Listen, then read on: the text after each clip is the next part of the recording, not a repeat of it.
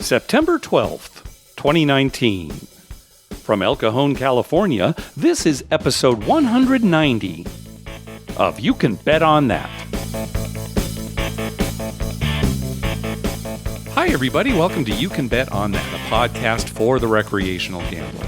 My name is Mark Duvall, and sitting across from me is Dr. Mike. Hello. Well, Adolf actually came and played with us. Yes, he came did. up, introduced himself. Adolf, so-called Adolf, the guy that bought in the middle of my really hot roll for $500 and then didn't make a bet and actually walked away from the table. Yeah, he profusely apologized. He was very apologetic and said, "Hey, I'm not a craps novice. I've played this game plenty. Yeah, I know." And he went on about how he hates when people do that. Yeah, so he said, I should have known better. So really nice guy. Yeah. Well, he was a little inebriated. not only when he bought in, but also when he met us the other night. Yeah, too. when he was the other night too. Yeah, I think he was a little inebriated. Yeah. But it was nice to see him. I don't want to say that he is necessarily a curse, but we did have a pretty bad night that night.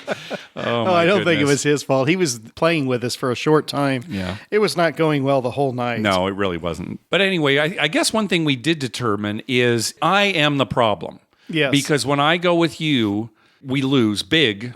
And when you go by yourself, you've been going up for free play and playing a little bit, you have wins, and not just small wins, but big wins. Yeah. So- What is it with you? Yeah, it's that. I'm not going to go anymore. I guess I'll keep doing the podcast. I don't know. Yeah, I might well. lose interest. We'll No, see. you have to do it because I'm not going to do any of the work. That's true. So you have to keep doing it.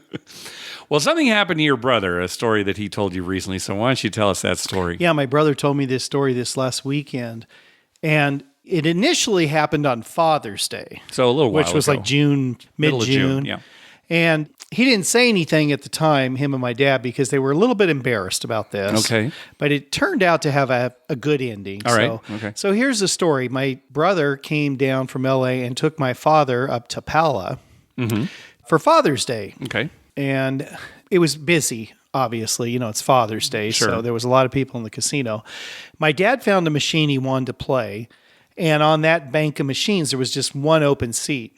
So my brother got my dad situated, and my dad started playing, and my brother walked around to the other side of the bank of machines. Okay, so it's they're back to back. They're kind of like the same machines, but Right. but they're Just two sides. There's to it, just yeah. two sides. Okay. So there happened to be an open spot on the other side, so my brother took that. Okay.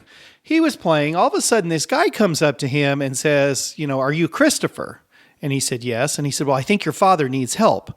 And he said it in a tone of like, something's wrong. Sure. Right. He Right. needs Right. help. Right. So my brother just quickly leaves the machine. You can see where this is going. Yeah. Right. And runs around to the other side. And my dad's like playing a bonus round that he got on his machine. And Yeah. Christopher's like, why did you call me? And my dad's like, oh, I'm playing a bonus round, but I didn't call you. Yeah.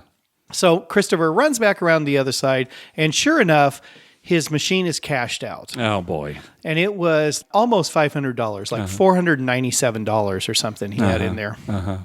You can't really blame Christopher. Your dad's 92 years old, right? Yeah, If well, he needs help, 93. he needs help. Right. Obviously, this guy was scouting him out, watching Yeah. my brother get my dad out of his scooter and into the seat. And he probably heard him say Christopher, right? Right. And so, it's a whole scam thing. Mm-hmm. Anyway, there was a lady sitting next to my brother. When it happened. When it happened, Mm-hmm. he turned to her and he said, did you see what happened? He obviously knew right away what had happened. Mm-hmm. And the lady said, no, I didn't see anything because on the other side of this lady, there's a woman. Okay. He said, well, that woman was talking to me and she wanted me to watch her machine while she went to the bathroom. And I think she was with the guy.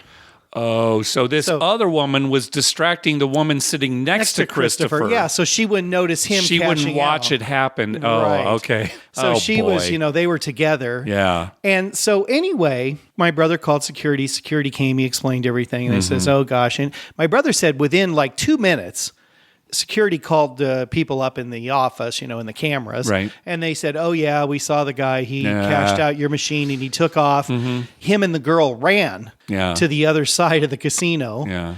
Cashed out in a machine and then headed for the parking lot. So they were gone within a minute or two. Right. And, it took him a couple of minutes to get security there. Funny thing is, the woman said that was sitting next to Christopher, she says, oh yeah, they were playing together. And the security guy looks in the machine and this woman ran off and left her card. Oh, the woman who was in cahoots with the guy who left her card, in the machine. Oh, my God. And it wasn't her card. It was his card. They were playing together on his card. So they had his name and everything. And Christopher said to security, well, what can you do? And they said, well, technically nothing. We're not going to call him up or go after him. I mean, even though they have him on camera doing it. Technically nothing. Yeah, well, that's what they said, unless he comes back to the casino. So they said once he comes back and puts his card in, then, we can confront him. Well, but we can't, we're not going to track him down at home. Oh, so the casino's not going to track him down. But they said the sheriff is here, happened to be on property, if you want to talk to the sheriff. So the sheriff comes over and he says to Christopher, well, you can file a report. Right.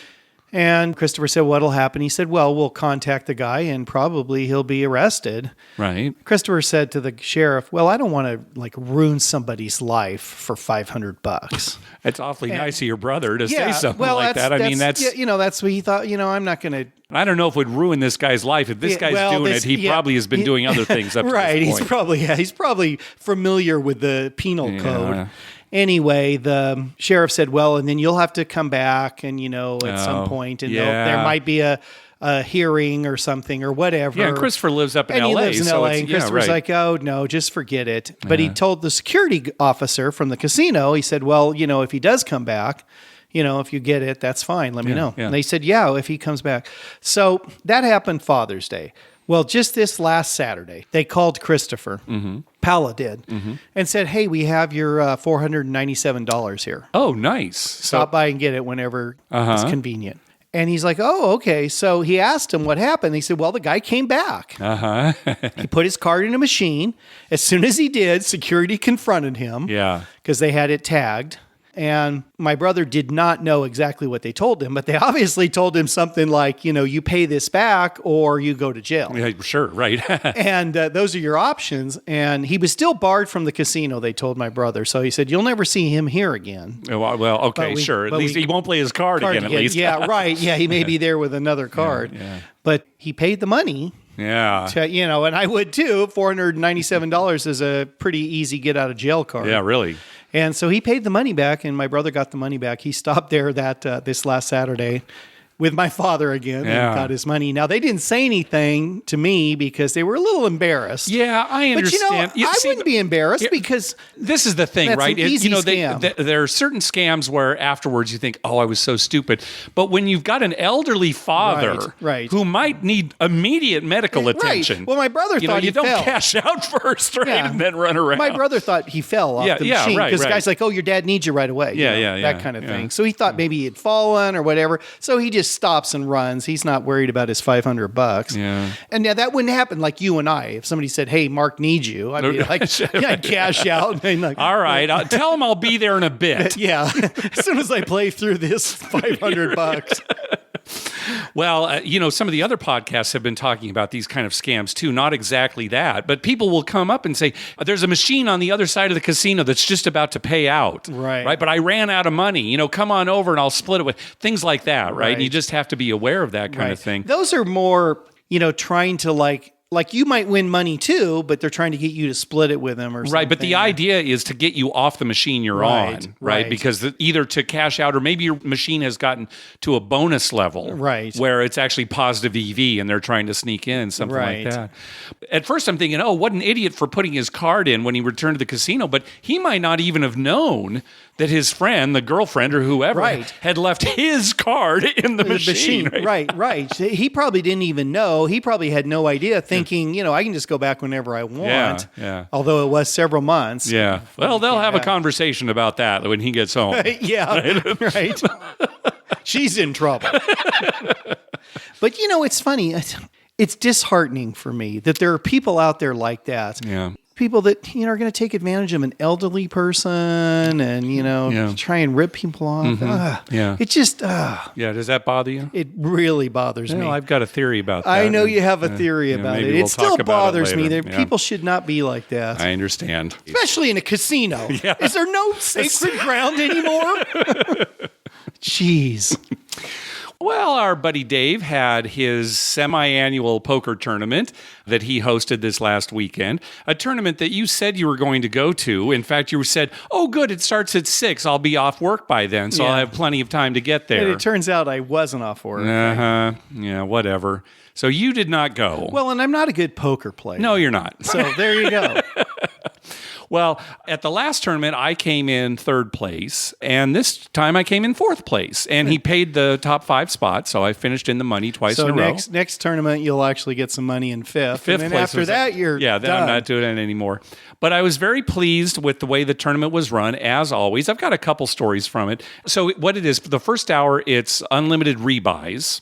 You start with just $100 in chips. It's just, $1, $2 blinds to start, right? As soon as you're down, you can rebuy. Anytime you're under the initial chip count of 100, right, which is the initial buy, and you can rebuy. Anytime you're under 100. So, yeah, typically what I'll do is as soon as I've posted a blind and I'm out, as long as I haven't won a pot, then, I'll rebuy right away. Right. But anyway, you can rebuy as many times as you want the first hour, and then after the hour, there's an add-on. I did rebuy that first hour, but I was able to double my initial $100 just on wagers. So I ended that round with $300. Never went to showdown. Nobody ever called me on anything. So I was able to double without actually showing my hand.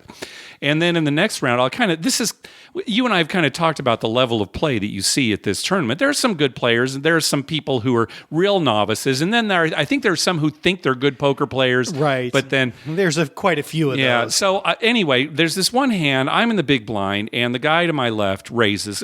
Not a big raise. I don't know if it was 3 times the blind, but it wasn't a terribly big raise.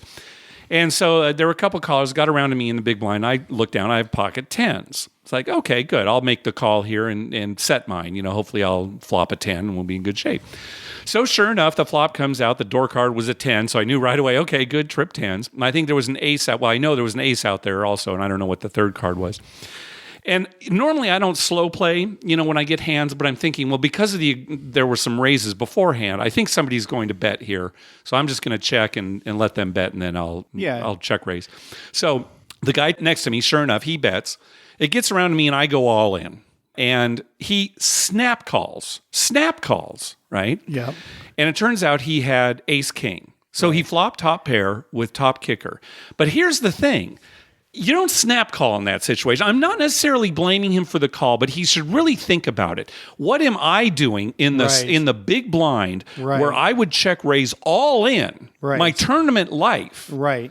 Maybe, maybe it's hard to put me on trips, but I could have easily had ace 10. Right. And Exactly. then, or what was the third card? I don't know what the other one was, but the fact that I'm in the big blind, I could have called, was 2 suited cards or my whatever. initial thought would have been you have an ace and maybe you hit one of those other ones. Right, yeah. Because with just a pair of aces, you're probably not pushing in. Yeah. and maybe if you had ace king, you might. And then in that case, that doesn't help him either because he's got ace king. Yeah. So it's weird that he would snap call. So I doubled up through him, but that's the kind of thing that you can take advantage of in a tournament like this. Right. Anyway, I'll kind of cut to the chase. And he obviously doesn't know that aces always get cracked. And he's always. That's right. You're better off with a pair of 4s. So we started with 4 tables, and Dave's plan was to, when we got down to 10 players, that would be our final table 10. Well, as it turns out, with 11 players left, 2 players were eliminated on the same hand. Okay. So we actually only took 9 to the final table. And it went very quickly down to 6. There were some all-ins there. Small stacks. And then we played at 6 for the longest time. And I don't think people were afraid of going out on the bubble. We paid the top 5 places. Right. I don't think that was it, based on the way people were playing. It's just when people were going all in, they were doubling up. The small stack might go in, and then they'd have the best hand, right? Meanwhile, I had a fair amount of ammunition, and the 2 players to my left were the big stacks at the table. So that puts me in a bad spot, right? Anytime I try to do something, they could come over the top of what I do. So I needed to wait for a hand. Well, finally, somebody went out in 6th place. And so it's like, oh, okay, we're in the money. I got down to a point where I had to finally kind of make a move. And I think I was like first to act, and I had queen 9 of hearts. And I knew the blinds were coming. And it's like, okay, this is the time to go in. That's not bad. That's not a bad hand. So I went in, and I got 2 callers, which is never good. You want to go up against one person. Right. 2 is bad. But I flopped a flush draw and made the flush on the turn. Nice. And so I ended up tripling up just on that one hand. Yeah. And that's how you got to 4. And so I was able to do that. Then somebody else was eliminated. Then when it got down to 4, you know how his blinds go towards the end of the tournament. The blinds go up so fast. They're huge, it's like crazy. He wants to get it over with. He wants to get it He wants to go home. Right. So I had go to bed. Yeah. So I had to kind of make a move. And this time I had ace 3 offsuit. I was like, okay, good a time as any. Yeah. And unfortunately, I had ace 2 3 callers. is a rough And I know it's bad, but I mean, I had to do something. It really was another one of those points. Got called by 2 players. One had ace king. It's like, well, okay. Yeah. The other had king queen or king jack. So it's like you're hoping for a couple threes on the flop. As it turns out, all 3 flop cards were diamonds, and I had the ace of diamonds. Oh, nice. Right? Nice. So it's like, come on. Then the turn was an ace. So now any 3 also gives me right. they're you only need a diamond or a 3. They're really only and one of the diamonds is a 3. Right. Anyway, but no, there was no diamond, and so that's how I went out. And in fact, the guy with ace king took the 2 of us out. So the reason I was 4th is because I had a smaller chip stack than the person who was in 3rd initially. At the beginning of the hand. At the beginning of the hand. Right. So that was But that kind of sucks. I know. Too bad you. I really couldn't wait though. I had it was like any ace. There were only How 4 close people. Was your stack to his? The other guy that got eliminated. She might have had twice as much. Really? Yeah. Oh, okay. Yeah, so it wasn't that close. No, I was definitely the short stack. I was in trouble. Yeah, okay. yeah. So anyway, a little poker information there for you. You got to come to a tournament one of these times. Yeah. Of course, everybody was bad mouthing you because you weren't there. I know. They're all bad mouthing me. So let's see now. What did you get for 4th place? What was your net profit? All right. I think people may know where this is going. My net profit was $85. $85. And I'll tell you, Mike, I'm glad you mentioned that too, because there weren't a lot of rebuys. Yeah. And so the pool wasn't very big. Normally, you'd have a bigger players pool. So, even first prize was not that much. But, okay, my profit was $85, So what Mike. if you had gone out to, say, Harrah's Southern California casino instead of there with me, and you won, well, let's say 100 times more than that?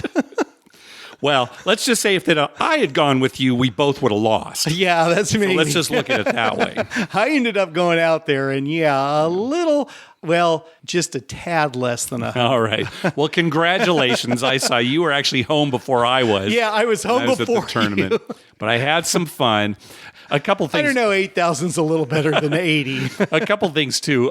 Whenever he has this tournament, after a number of people are eliminated, he generally starts a cash game. Right. And usually it's no limit hold'em, but they started up a no limit Omaha 8 game. Really? And this was pandemonium and screaming, and it was like a riot because, first of all, they were teaching people the game. Yeah, I was going to say, how many people knew how to play Omaha? Right. And Omaha 8 is really not a no-limit game. No. You typically play Omaha 8 limit. Right. Or maybe pot limit, but not no limit. So it was crazy. People were getting angry. And oh, my gosh. I wonder how many times in that game somebody realized that, I can't use 3 of these cards. That's right. Or, the problem is you're all in and then you're quartered for the low, right? Oh, it's just not a game you should do that one. No. But one more thing, I guess I forgot to talk about too. You see a lot at this tournament, people always suspect that the other player is bluffing. Right. And bluffing is a big part of poker, but it's not nearly as big a part as novice players think. Novice people think it's all about bluffing. I can't tell you how many times there were these calls. It's like, I didn't think you had it. Yeah. Yeah. What? There were 2 kings on the flop and 5 people were in. Somebody's got a king. Right. Right. I'm going to make you guess, and I'd bet dollars to donuts you can guess what I hate most about that tournament. It's probably how long it takes people to make decisions. Exactly. Exactly. It drives me insane. And, after they expose their hand or something, you're thinking, what the... Yeah, maybe give it a few seconds thought, but, there's people taking 5 minutes to make a decision. It's so obvious. It's interesting that you said that, Mike, because that was not happening this tournament like it was previously. And I can think of a couple of culprits who were not there. Oh, and that's probably why. Yeah. But no, it was more snap calling, like the guy next to me with the ace king. Yeah. It drives I'll me tell you, Mike, crazy. it was much better than before. I'm glad you actually mentioned that. Because when I see that, when someone does that and they actually flip over and you see, that was, kind of a question. Yes. You had a decision. You had a big decision there. But 99% of the time, it's like, what? What, you had second pair with a 7 kicker? Yeah, what were you thinking? There's an ace on the board. What are you thinking about? It's like the guy, there's 2 kings on the board and there's 5 people in. I mean, if you don't have a king, what are you thinking about? Well, anyway, don't get mad. Just win. Yeah. All right. On the last episode, we talked about an email we got from listener Seth, where he mentioned that the $5 minimum blackjack tables at Harrah's New Orleans required players to make the side bet as well. They couldn't just make a $5 blackjack bet. They also had to put $5 on the side bet. And we thought, oh, that's terrible, right? I hope it's not a trend. Well, we got quite a few responses from listeners who said that, yes, that is the case if you only want to bet $5 on the blackjack hand, but that technically it's really a $10 minimum table. I gotcha. But they will let you split that $10 between the two bets. So that actually is a good thing. That's much better. And I don't know if you remember on the last episode, I said, boy, that rings a bell. Like we heard about that on a cruise ship. We did talk about that once where a cruise ship had a $6 minimum blackjack table. Right, It's like, what? 3 and 3. No, it was 5 and 1. Oh, 5 and 1. Yeah. So right. that was the thing, was they made it 6 so that, you could bet just 6 on the blackjack hand, but maybe instead you'd put 5 on blackjack and then 1 on the side bet. Bets, so, yeah. So that explains that. Well, we recently got an email from listener Jim. I'm just going to read it here. Hi, Mark and Dr. Mike. In April, I was with my wife at Harrah's Cherokee in North Carolina and only placed one bet, $5 each on the 00, 11, 22, and 33 on the roulette table. I chose those numbers because my wife is into numerology, in which there is an emphasis on repeating numbers holding special power. We won the bet and fled into the Great Smoky Mountains with our winnings, cackling at the ridiculousness of it all. I was hoping you could talk on the show about bets your spouses have inspired you to make that maybe you wouldn't have otherwise made. Do you have a story like that, Mike? I do not. As a matter of fact, my wife usually is trying to talk me out of making I was bets. thinking the same thing. Now, there have been times, though, where you've made wagers like based on your anniversary or well, her every time I birthday play or roulette, like that. I bet my wife's birthday and my 2 daughters' birthdays. I bet those 3 numbers. Yeah. Sometimes I throw in mine. Yeah. Every once in a while you hit one. But she's never encouraged you to bet a certain way or make a wager or buy a certain number of lottery tickets or No, we always buy the same number of lottery tickets, like 5 lottery tickets, so $10 worth for the Powerball. For the Powerball or something, yeah. We usually do quick picks on those. I don't have a story either, really. I was talking to Sherry last night, and the closest thing, and it really isn't that close, but the closest thing is years ago, we were at Golden Nugget, and you probably remember this, where she was rolling, and there was a high roller on the other side of the table. 11. He was making bets on the 11, and Sherry rolled an 11, and he said, hey, can you do that again? Because I don't know how much he'd had on it, but he parlayed it or something. He had well over $100. Maybe it was like $500, something like that. And looks at her and says, can you roll that again? And Sherry just looked at him and just nodded, which is not her character at all, right? She's but she said at the time she was probably a little drunk, but normally she would have gone, well, I don't know. There's a 1 in 18 chance. Her courage was up. I can do that. But she nodded, and sure enough, she rolled an 11, and the guy tipped her like $100. So that's not really what he was asking. But I can't think of anything. No, I can't think of anything. Like for me, it's definitely my wife saying, do you think you should bet that much? Yeah, that's right. That's a really bad bet. Yeah. The house has a huge edge on that bet. Just to clarify, that's his wife talking to him, not me. I'm not saying I haven't said the same thing. Right. But well, it's either you or her. Somebody's gotta lay into me. Hey, thanks to everyone who's been clicking through our Amazon link. Remember, whenever you're going to buy something through Amazon, please go to our page first. You can bet on that.com and click through our Amazon link towards the top of the page. All right, let's take some voicemails. First up is Matt. Hey, Mark and Dr. Mike. This is Matt calling from Somerville, Mass. Just wanted to say, first of all, you guys have an awesome podcast. I listen to it all the time. You guys have definitely turned me into a craps player, which I really appreciate, but more on that maybe at a later date. Now I'm just giving you guys a call. Wanted to give you a cool little piece of information. I just recently discovered that my girlfriend, her father's fiance, is actually a casino host at the Rivers Casino in Schenectady, New York. I'm just curious what you guys do you guys have an opinion about potentially being related to or being close with a casino host that you don't necessarily know just by gambling at that casino? And I'm just sort of wondering if you guys have any opinions about potentially asking him for comps at certain casinos. I don't know if the Rivers Casino in Schenectady is connected or related to any other casinos, so you could shed a little light on that. And just, I guess, sort of where you guys personally might draw the line in terms of, asking for free play or comps or, meals at that casino or other casinos, might not be a bad excuse to take my girl to the casino. And again, I love the podcast. Keep it up, guys. Thank you so much. Take care. All right. Well, first of all, Rivers Casino Schenectady has the same players club as Rivers Casino Des Plaines near Chicago, and Rivers Casino Pittsburgh, and Sugar House Casino in Philadelphia. So that's all the same club. I don't know if you can use points between them, but I assume that you can. Yeah. But getting to your question, I don't know. That's putting the person, I think, in a real awkward position if you were to just flat out ask them, especially for something like free play. I mean, maybe you could kind of beat around the bush and say, hey, my girlfriend and I are, thinking about going to the casino, and then see where it goes. But they might be able to set you up with some comp stuff like, a room or food. Free play would be rough. But even the room and the food, these days, the hosts, they pretty much have to. They're limited. They don't have. It's not like the old days.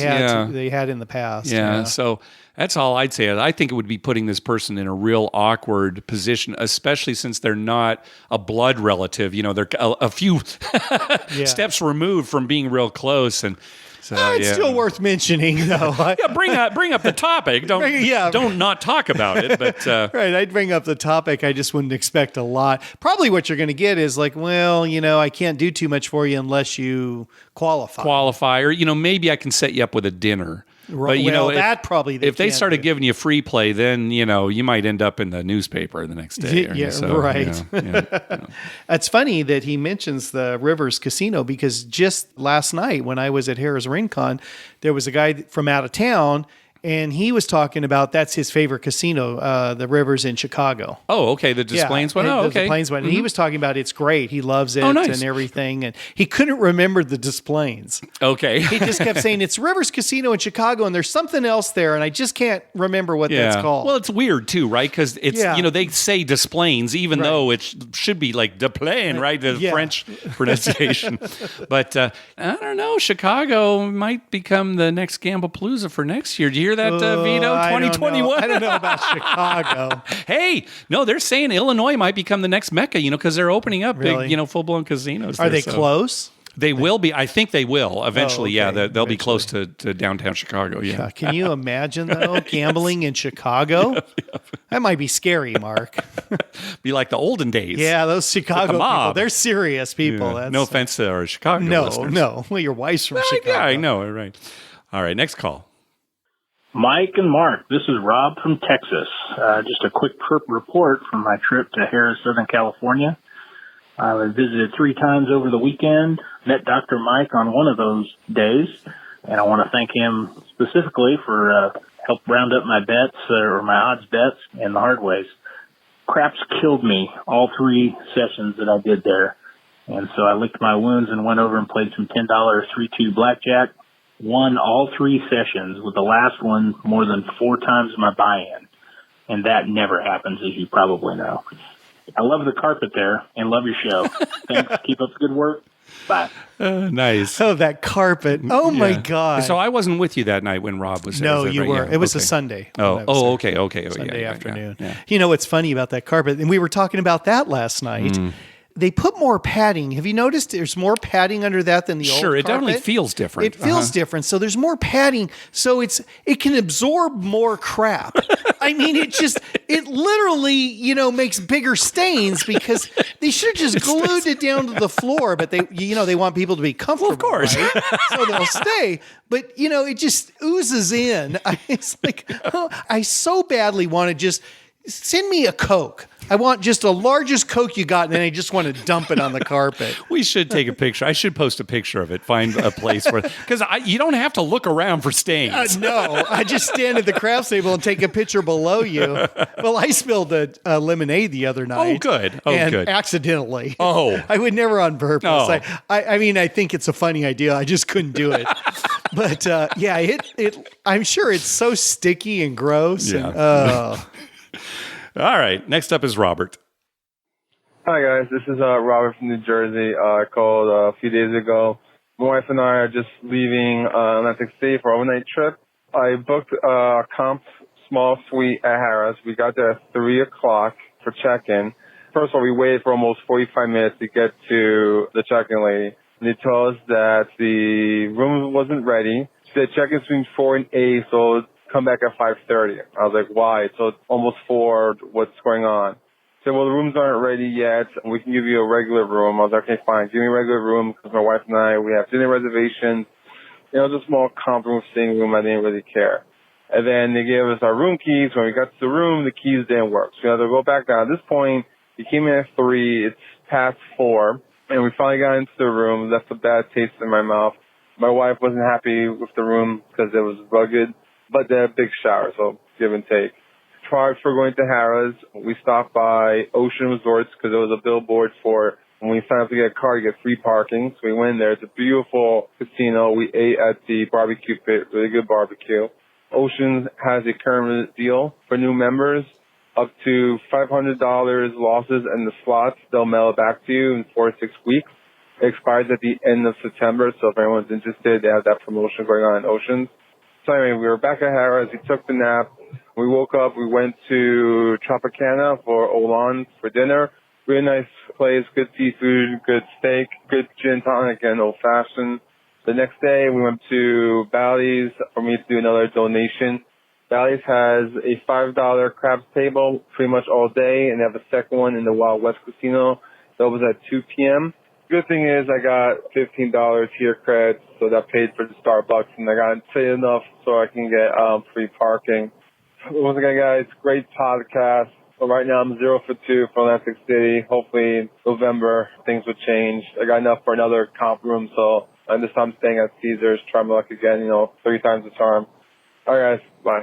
Yeah, it's too bad about the check-in story. You show up at 3 o'clock at a hotel, or certainly 4 o'clock, and you would think by then you should be able to check. It's one thing if you get there at 10 in the morning, right? But right. Well, it's hard because people with late checkouts at 1. I understand. They got to Sure, clean I know a lot it's of hard. rooms. I know. Yeah. So we've had that problem. Sure, and I don't like it either. No, it's just frustrating, right? Because usually you're just sitting there with your bags, right? As a general rule, just for everyone out there, if you go to check in, your room's not ready. My suggestion is check your bags with the bell and head straight to the craps table. Right. And by the time you're up a couple $1,000s, your room's ready. That's true. And you got a nice tip for the bell, too. Yeah, there you go. I mean, that's the way to handle that. Yeah. Good advice, Dr. Mike. Turn a negative into a positive. Yeah, that's good advice. It is good information about that Oceans deal, though, too. That's a very you good might want to deal. look into the fine print there. Now, but is yeah, that if you live just close for by. new signups? That's what it sounds like, just new signups, yeah. So for anyone who's been there before. Sure, right. No good. Yeah, just for new ones. All right, next call. Hey guys, this is Chris from Denver. Hey, I just want to give you a quick report. I was on a business trip heading to Montreal, Canada, and I slipped out to the casino there. They have one really large one with 5 stories sort of thing. Got the ATM for 300 Canadian dollars, which exchanged to like 248 American, which was great. Got to the table and hit the fire bet 4 numbers a couple of times. That turned into 600 Canadian dollars pretty quick. Later, gave some of that back, but in the end, had a roulette session where I had $50 I put on, and I doubled my money once again, got up to almost $800 Canadian. So on my way home, I did the exchange and came back with a good amount of money. But definitely roulette in Montreal is the game of choice. They have probably 30 roulette tables at this place and 2 craps tables, but only one of them open. They did have the fire bet, but nobody plays the hard ways or the inside bets. They just don't play them for whatever reason. But it was fun, and, it's good exchange rate, so go play them in Canada. Talk to you guys later. Bye. Okay, so some of that French influence there at Montreal, the big roulette tables. The roulette. Yes. Yeah, eventually. That'd be another thing, right? Maybe the Detroit area, go up there to that Caesars, Windsor up there too. Right. Just throwing out some Gamblepalooza 2021 ideas. Is there a casino right there at Niagara Falls too? Yeah. Uh-huh. Yeah. Yeah, That'd see, be another that'd one be too. nice. Yeah. Yeah, one of the events for Gamblepalooza would be a boat ride out into the falls there. Niagara Falls? Yeah. Yeah, that's right. And we all chip in money to get somebody to go into a barrel over the falls. That'd be great. That would be great. Everybody chips in. It'd have to, you know who it'd be. Vito? Vito, yeah, of course. Because the wrestling experience. Yeah, right. He'd know what to do. He'd know how to curl up and everything. Yeah, who else would it be? Yeah, I mean, no, and that he'd makes have sense. a big tall hat. He'd have his hat on, the whole outfit. Yeah, the whole outfit. Yeah, there he goes. All right, let's hear from our friend Marty. Hey, Mark and Dr. Mike, it's Marty from Northern California, now from Reno. Hey, I just listened to the last show. It was really funny to hear your conversation, Mark, about James, the host over at Bally's. James has been my host for over 20 years, first out at the Golden Nugget and now out at the Bally's Caesars properties. And he can actually help you book at any of the Caesars properties. I normally stay at Caesars, and I just give him a call, and he takes care of that for me. So I'm really glad you had a chance to meet him after all this time, and he is just absolutely a great guy. Up here in Reno, lots of stuff going on. The Grand Sierra, which now owns the Harrah, just finished a full remodel. It's beautiful inside. Hopefully you guys get up here one of these days and get to go play. Other than that, I will see you at the summit later on this fall. Talk to you guys later. Love the show. Bye. Oh, nice. Because we've never actually met Marty, right? No, I feel like we know him. I know. And every time I hear his voice, I think, do I know him? I have to stop and think for a second. Very good. Yeah, okay, that's good. Looking forward to seeing you there, Marty. That's only like a month I know, away. and he's talking about his host James and my host too. I need to call and get a room. Yeah, I've already got to do that. You're all set. All right, I got to. You know, it's the 11th today, right? Yeah, that's right. We're leaving on the 11th. I think we're leaving on the 10th, aren't we? 10th, Thursday the 10th. Yeah. So there you go. It's a month away. It's a month away. All right, I better call him. All right, Mike, you ready for this next call? Oh, I've been waiting for this call. All right, here we go. Hi, Mark, Dr. Mike. This is Tara from New Mexico. I was planning on calling you guys in a few months after I defended my dissertation to tell you guys that it's easier to get a PhD than it is to hit a Royal. But I can't say that anymore because I just hit my first Royal today. And this is the 1 year anniversary of when Taylor stole my Royal last Labor Day. So it's kind of fitting that I got my first Royal to halfway forgive him for stealing my real first Royal last Labor Day. It's also great because this is our last Vegas trip that we have planned before our baby corgi comes home, Clementine. She's coming home next month. So we're going to lay off Vegas for a little while until she can get a little bit older and maybe have some friends that she can have summer parties with while we go to Vegas. But yeah, it was perfect today. It was diamonds. I held 3. It was a really great experience. I just want to thank you guys for, standing by me, for all of your encouragement. I feel like I should have written a speech. It just happened so suddenly. I don't know. Am I getting kicked off? Yeah, I'm being pulled off stage. Thank you all the little people who stood by me for this. Anyways, it was just really great. I want to let you guys know before I told anyone else. We're heading out to the whiskey tasting right now, so I'll tell everyone and I'll probably post it on Facebook. But you guys are the first story to hear about it. So thank you so much. And Dr. Mike, yours is coming. I guess it's easier to get your dental degree than it is to hit a Royal sometimes. Way so thank easier. you guys so much. Bye.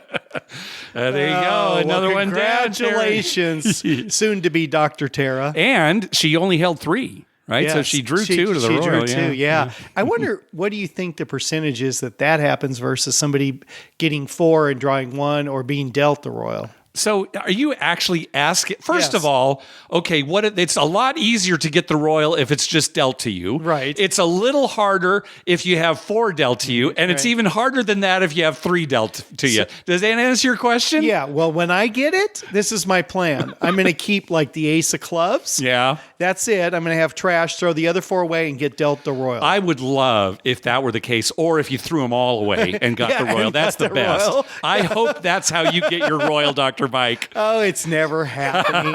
Who are we kidding? It's never, ever happening. It's never happening. Yeah, I can't tell you how many times I've had 4 and just, come on. All right. And the Padres are never going to win the World Series. Yeah, well, not in my lifetime because I can't live forever. Yeah, and I'm doomed. You're not going to hit a Royal in your lifetime. Yeah. You know what? Why did you bring up the Padres? Because I just coming over here, I was fuming about I all of a sudden realized they were 500 at the All-Star break. Yeah, I know. And now they suck, as usual. Yeah. All right, let's just move on with the listener phone call, shall we? All right. Hey, Mark and Dr. Mike. Hope you guys are doing well. I just wanted to give a brief trip report. This is Alex from Atlanta, Georgia. I was in Guadalajara, Mexico this past weekend for Labor Day, and I went to a local casino called Twins Lions. One craps table and a few blackjack tables and mostly slots on the downstairs level. The interesting thing about this casino is they let you eat while you play, unlike most U.S. casinos where you can't have anything to eat while you're actually playing. This one was great. They give you a full spread of whatever you want pretty much off of a menu. So, it's kind of gross. I was thinking eating and playing since you're rolling the dice and handling chips. So, of course, I went to go wash my hands and I came up with a method. I would touch my chips and roll the dice with my right and chew away at my food with my left hand. Unfortunately, my cousin, who was with me, we were both drinking and stuff, so he didn't use the same method. I think he probably ate and drank with both hands and touched his money and the dice with both hands. Needless to say, the next day he was sick. I think he may have picked something up. But otherwise, pretty good trip. I did enjoy the ability to eat and not having to walk away from the table, but you definitely have to have a plan going in. Otherwise, you may end up with an illness the next day. Anyways, hope you guys are doing well, and if you're ever in Guadalajara, check out Twins Lions Casino. It's pretty nice, and the limits are low in case you don't want to go too far in while in foreign territory.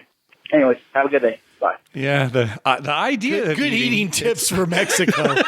The idea of eating at the table sounds great. How many times have you, oh boy, I'm so hungry. Well, a lot of the Indian casinos here let you do that still. A lot do, and certainly when I was playing poker at the casinos, they would let you do it. Sure. But boy, you're touching so many public things, cards and chips and money and all. Yeah, it's not the ideal situation. Yeah. The ideal situation is to order a quesadilla.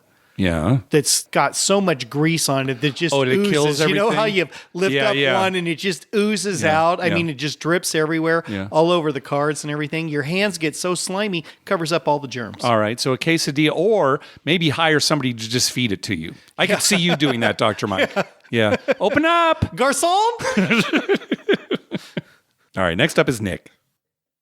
Hi, guys. This is Nick in Kalamazoo. I just started listening to your podcast, and I'm working my way through your back catalog. Really enjoy the show and all the anecdotes you guys share. I'm here in Southwest Michigan, so we have 4 or 5 casinos in our reach. Went out over Labor Day to FireKeepers in Battle Creek. They had one $5, one $10 craps table to the $5 table.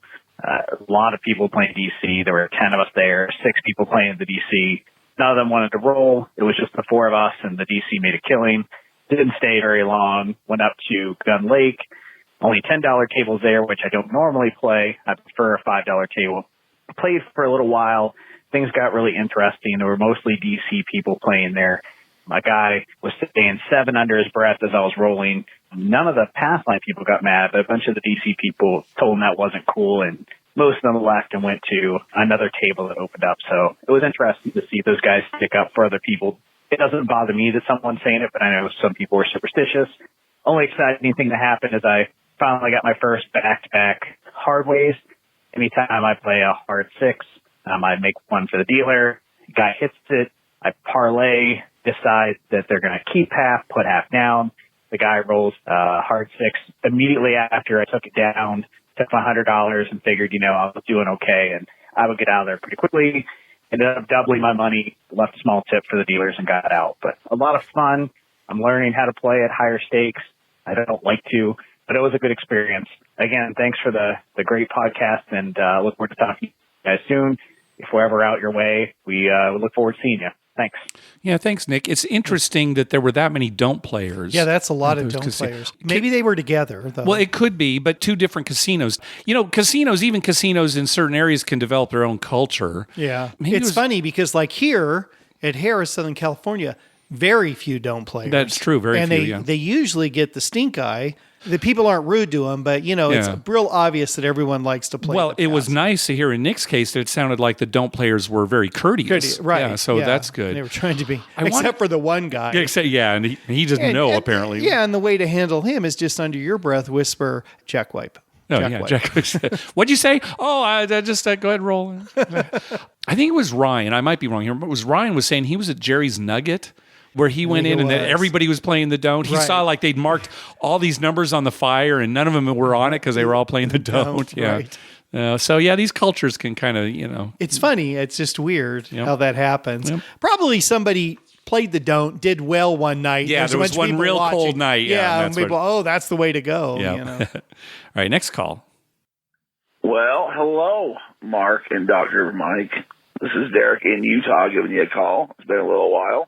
Actually, the reason it's been a while is I started my own podcast with a buddy of mine called Death Piles and Taxes. And it's about selling things on the internet, kind of like on eBay, and doing the taxes associated with that. But the real reason I'm calling is because this weekend, me and my buddies just got back from a trip out to Wendover. We had a great time, college football weekend starting off, so we went out there to bet on a lot of the games, do our parlays. But the real star of the show was this Pac-Man machine. I know you guys talked about it a while back, but the skill-based game. Basically, it was a 4-player competitive Pac-Man game that me and my buddies spent quite a bit of our time on. I didn't quite understand the pay table, but we had a great time just playing Pac-Man against each other. I don't know if any of the other listeners have been able to find these machines or whatever, but if you do find one and you're a kid of a certain age like we were, it was a great time, and we really competing once we kind of figured out what was going on with the game, how you played it. Basically, you're playing each other and the ghosts and stuff, so you're trying to eat each other. Anyways, it was real fun. Also, for Wendover, the slots, man, I kept hitting bonus games. I came out about $900 ahead at the end of the day on everything. It's just a really great time. So, again, listeners, if you're ever wanting to get out there, go look up I think it's Wendover Fun. Get yourself on a plane charter or just drive out there. Small town, but some good gambling, some good playing. Just a really good time. So just thought I'd throw that out there. I hope you guys are doing good. Bye. Yeah, we've seen the Pac-Man machines in casinos. In fact, we saw it when I was with my son this last trip. We saw one there. We saw one in Vegas. Never played it. It really is better if you've got a group, who wants to play it. Right. I'm glad that it's getting some play. It's not the kind of thing you'd want to play too long because it would be like if a bunch of buddies went to the same poker table at a casino.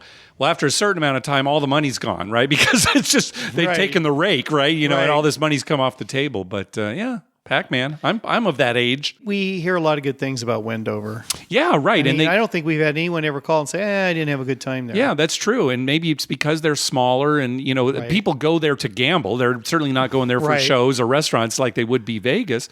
And they have charters there. I think we talked about it on an episode where you can look it up. So, yeah. This is a little off subject, but I just thought of this because he's talking about the 4 of them playing together on Pac-Man. Uh-huh.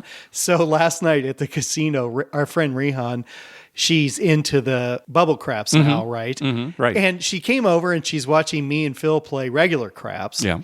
And she says, I like watching the regular table because I can see everyone's bet. And she just watches. And she's she usually doesn't play at the regular table. She likes to watch. She's like, I can see everyone's bet and what they're doing and everything. She says, you can't do that at bubble craps. You're just on your thing and you see your bets, but you can't see other people's bets. Yeah. And I'm like trying to explain to her, yeah, you can, Rehan. Just keep running around the machine. Just keep running and look as you're running at people's bets. You don't stop. That way, you lose weight and you get to watch everyone play. Oh, there you go. That's, I'm surprised. I'm going to start a new trend and just keep, after like an hour, you're exhausted. All right. That's a great idea for you. I don't think Ringhong needs to lose weight, but you certainly do. No, so there you go. But I'd only be able to make one lap. That's right. She was a professional athlete. She could probably run all That's day. right. She was like ping pong, right? She was a professional pro ping pong. Yeah. She's actually popular in China. That's great. Yeah. That's great. All right. Next up, our buddy Shannon. Hey, Mark and Dr. Mike, it's Shannon from North Carolina. Just wanted to give you an update of my summer gambling trips. Back in June, I went to Horseshoe, Southern Indiana. Had a good trip there. It was a profitable trip. The craps tables still have the fire bet and the all tall small on some other tables. I actually made a 4-point fire bet. That's the good news, but the bad news is I wasn't on it at the time. Still, had a very good winning trip, had a big $550 slot win that pulled me out there. In July, I went to Vegas, stayed at the Plaza for 3 nights. On Monday, I went to the Cromwell. It was a $15 table Monday afternoon. Bought in for $200, cashed out for $700, had a really good roll there. Then in August, I went on a Saturday afternoon to Harrah's Cherokee here in North Carolina. The craps tables were cold as ice. However, I had a $377 slot win on quick hits that pulled me back to almost even for the trip. Looking forward to the summit in October. Going to be coming in late Wednesday night on October 9th, staying for the 9th and 10th at Bally's, and then the 11th, 12th, and 13th at the Plaza. And I wanted to ask if you guys have any planned craps meetups during the summit, or are we going to just follow Twitter and just see where everybody is and kind of go with the flow? All right, looking forward to seeing you guys again during the summit, and good luck on your gambling trips until then. Talk to you later. Bye-bye. Yeah, we don't have any plans for an official craps meetup. No, but there will be a lot of playing. Yeah, the same, just like Shannon said, check on Twitter. We will just tweet wherever we are and wherever we're playing. And we'll be downtown a fair amount. A lot, but we're staying at Caesars, so we'll be on the Strip maybe later during the evenings. Yeah, I just don't want to set up a time that might end up conflicting with some of the official summit events. And plus, but when we're there, if there's an evening where something's maybe not going on, or there's a few hours, we'll tweet and then everyone can just go somewhere. Or when it's one of the meetups and we just say, let's all meet here at a certain time. Yeah, we'll do that. But follow us on Twitter. And we'll definitely make sure Shannon's on a table. Boy, I'll tell you, I need his rolling ability. You need his rolling. And boy, he has figured out what to do. When he loses at the table, he just goes to a slot and wins. Remember, he won that big jackpot at Gamblepalooza, right? So he knows when we have good luck with him. Yeah, he's kind of our lucky charm. So, Shannon, you're more than welcome to follow us all weekend. All right, so we'll see you in October, Shannon. All right, next call. Hey, guys, how's it going? Alan Williams out of Fort Wayne, Indiana. Calling with a little trip report. Friday night, me and a buddy went up to FireKeepers in Battle Creek, Michigan. That's typically where I go. It's about an hour and a half away from where I live in Indiana, and it was great up there. He was in the high limit slot room, hit a jackpot for like $4,500. That was nice for him. Then we went to the craps table, and man, we both went on back-to-back years. I quadrupled my buy-in, and he probably tripled his, but he bought in for a little bit more. And then Saturday night, I took a solo trip out to Hollywood Casino in Toledo. That was actually the first time I've ever been to that casino, and it was really nice. I liked it a lot. It was the first time I played crapless craps, actually.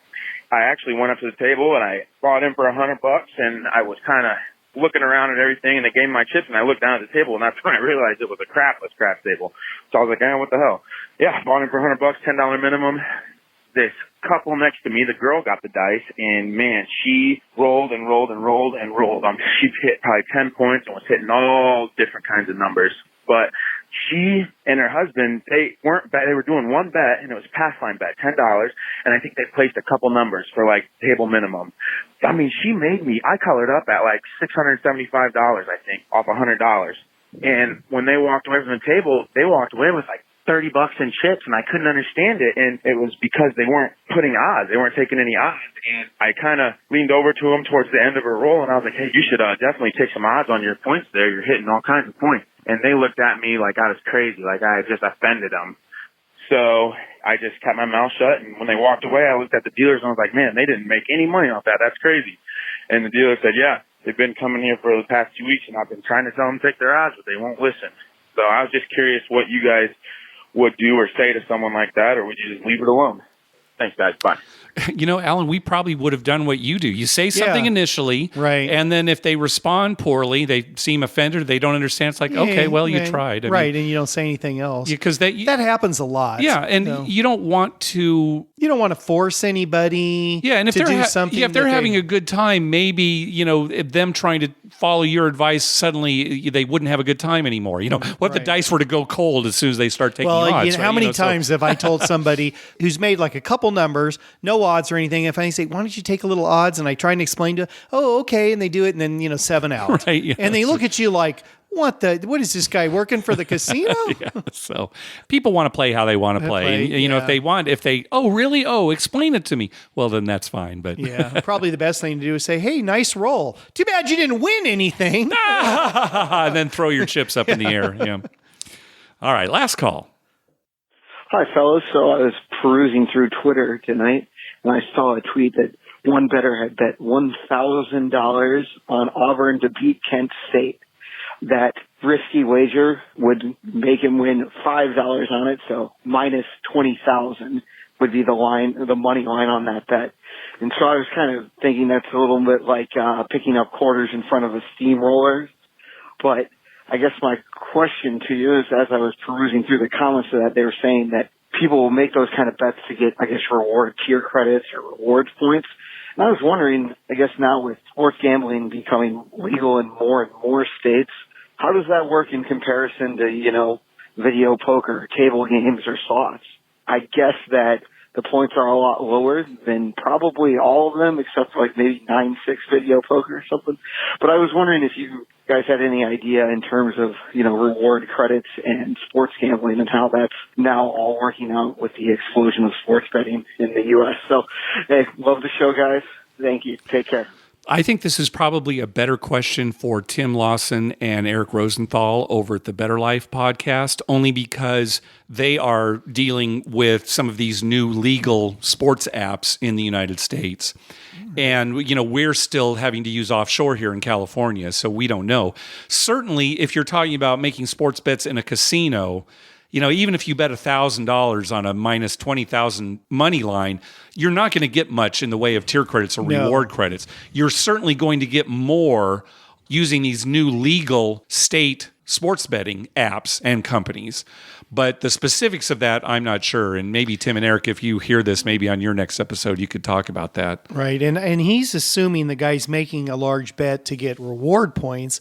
But it could be something else as well. Like some of these casinos, if you bet a certain amount of money, they give you not just reward points, but, free bets. Yeah, or you need to run a certain amount of money through, right, to get the match play or, whatever they've got, the money back. Free bets or money back. Right, I mean, there's all these promotions that aren't just reward points, but are actually promotions so you can make other bets. Yeah. Right? And it is risky. I mean, it's certainly... if you're willing to... I mean, when you're giving up 35 points. Yeah. I mean, anything can happen, right? I mean, we bet a lot of sports. Yeah. And, how many times, every day it seems like, somebody's like got a huge lead and then they back off or, they kill the But see, again, this is the money line. Okay. Right. So and I did print out all of these stats here so we could see the game is actually this weekend.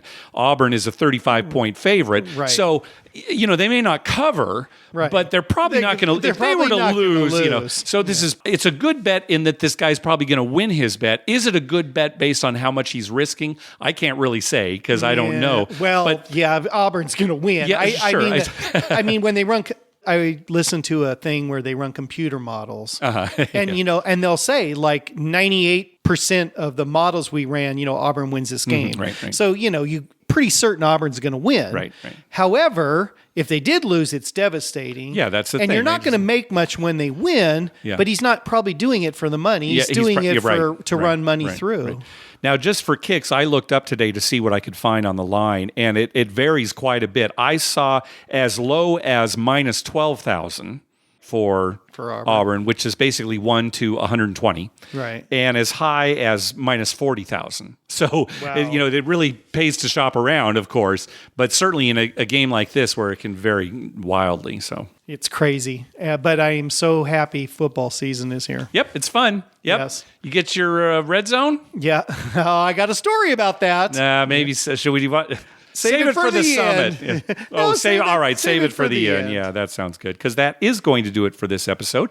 We want to thank some people for some PayPal donations. First of all, recurring donation from Kurt. Thank you very much. Also, a donation from Chris and Jim from Minnesota. Karma donation for a Labor Day weekend trip.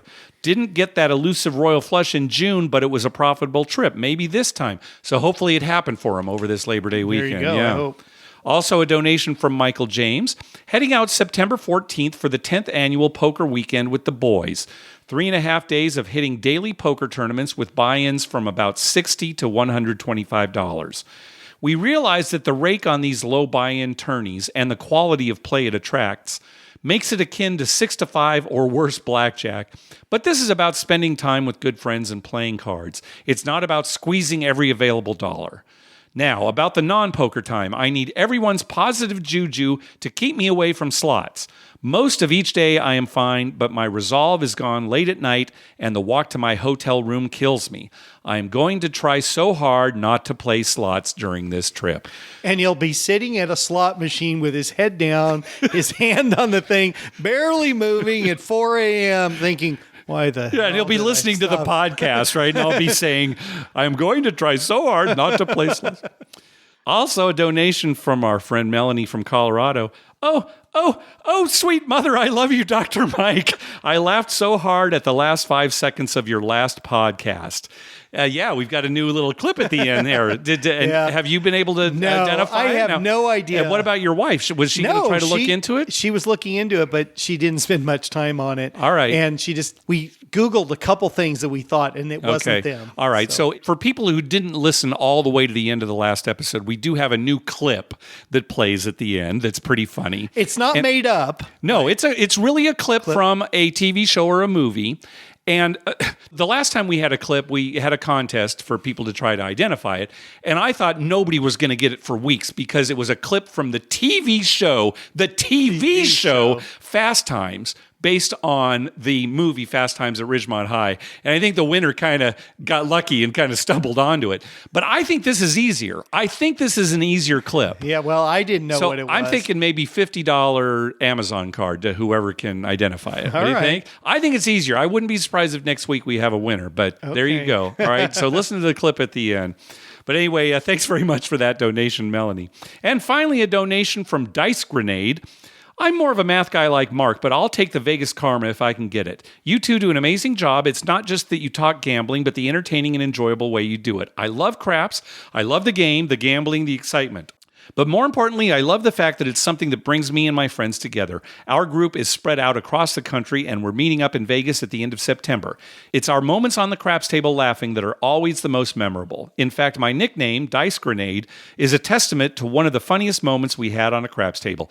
Maybe I'll call in with the full story, but let's just say I launched both dice across and over the table on the fly. Keep up the great work. All right. Well, thanks to everybody for those donations. Hey, and I want to go back to Melanie. Happy birthday, Melanie. Oh, okay. Very good. Happy birthday. It was Melanie's birthday. Oh, nice. And we're not going to see her at the summit, I believe she said. She's not. So sorry to miss you there, Melanie. All right. Be sure to check out our TV listing showing all the gambling-related shows coming up within the next 2 weeks. We update those listings every Wednesday using a customized program that searches through all the raw American TV data. Just go to youcanbetonthat.com/TV-listings. We'd love to hear from you. Call our voicemail hotline at 951-292-4377. That's 9512-WAGERS. 9512-WAGERS. Or you can email us at youcanbetonThat@gmail.com. You can also follow us on Twitter at YouCanBetOnThat and on Facebook at facebook.com/YouCanBetOnThat. Finally, please go to your favorite podcast app and write a review on us. We love getting your feedback. All right, Mike, what's your complaint?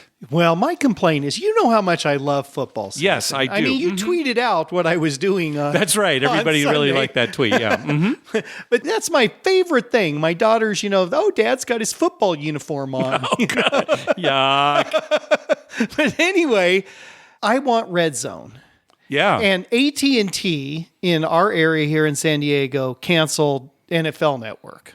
And Red Zone? And Red Zone. Oh, boy, everything yeah. with the Both? NFL. Wow. They don't even offer it. Okay. So I can't even pay, a gazillion dollars to get it. Yeah. They don't have it. Yeah. And so I was looking into all my options. Right. Right. And some of them I think are outrageous, like... Sure. I can't remember, one carrier wanted like $500 because you had to have the NFL package. Right, sure. You know, and I'm like, no, I'm not paying $500, you know. Yeah. So anyway, we got onto Sling TV. Mm-hmm, right. And they let you try it out for a week, free. Yeah. So we tried it.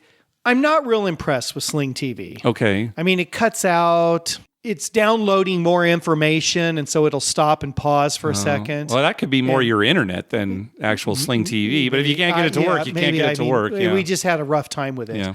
But I did watch the first weekend Red Zone on it. Okay. Oh, well, that's so good. I was watching Red Zone, and you can get it on your phone too. Right. So when I went to the bathroom, I was able to put it on my phone and still keep watching Red Zone. Good. So that's, nice for me. Yeah.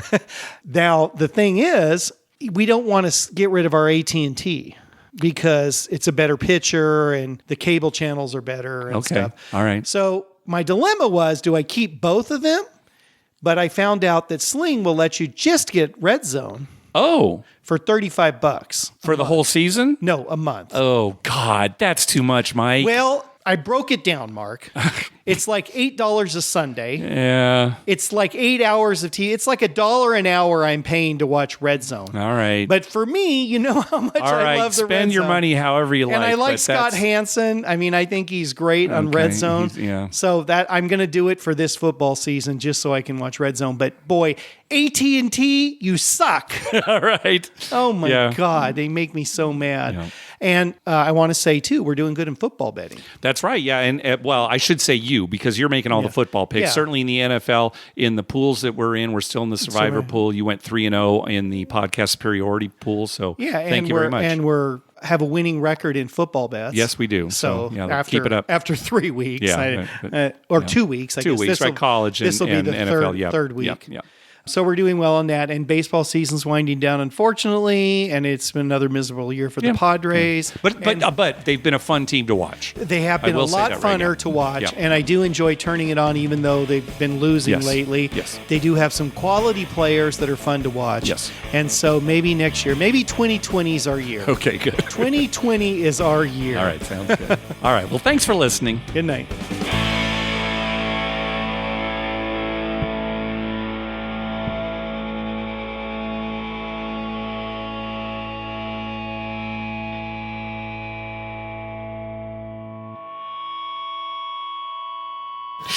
Oh, sweet mother, I love you, Dr. Mike.